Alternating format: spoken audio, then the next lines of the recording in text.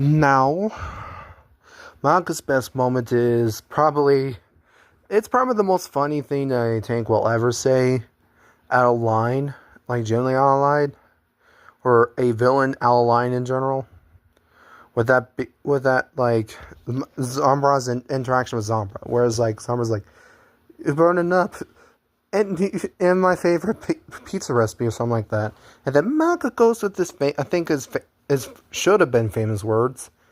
Oh no, not the pizza.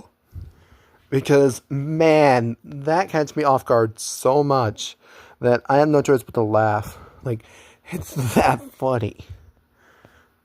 Like, it's genuinely funny. Like, who knew Malga and Zambra, two different types of villains, would make a player laugh? Like, who knew that? Now, Junker Queen's best moment.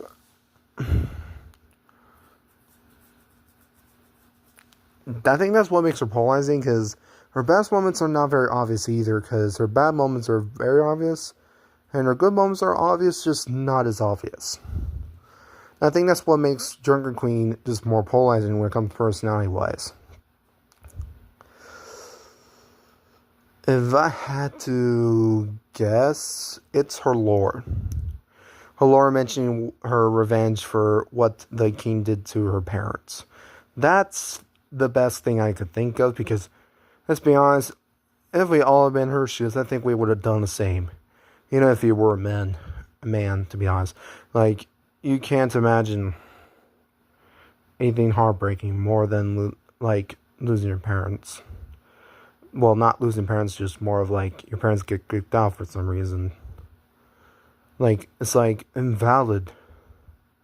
Execution, that's invalid, to be honest. Now, Hazard's best moment is probably the best highlight intro, in my opinion, with that being his Holler one. That shows what kind of character he is. Like, he is serious, but he's also very funny.